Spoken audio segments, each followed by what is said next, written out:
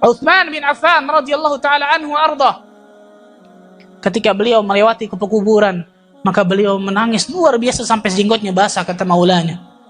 Maka maulanya bertanya kepada Utsman bin Affan, "Ya Utsman, ketika disebutkan surga dan neraka engkau tidak menangis, tapi ketika disebutkan kuburan atau engkau melewati pekuburan, engkau masuk dalam area pekuburan, kenapa tangismu luar biasa tambah menjadi?"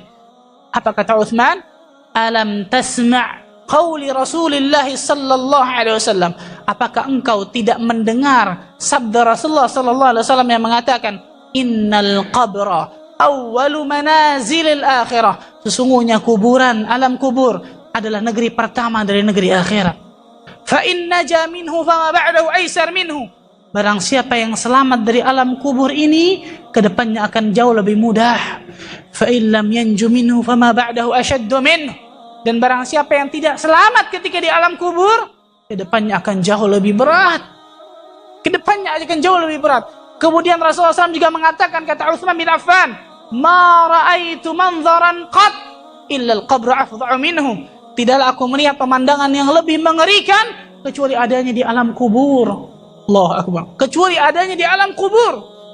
Rasulullah SAW juga bersabda, "Innal qabra la dhaghtah." Sesungguhnya alam kubur ada penghimpitan kubur. Bayangkan hadis ini, ikhwan.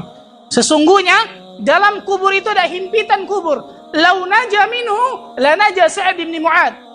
Kalau sekiranya ada orang yang paling pantas untuk selamat dari himpitan kubur, maka Sa'ad bin Mu'adz yang paling pantas. Siapa Sa'ad bin Mu'adz? Siapa Sa'ad bin Mu'adz?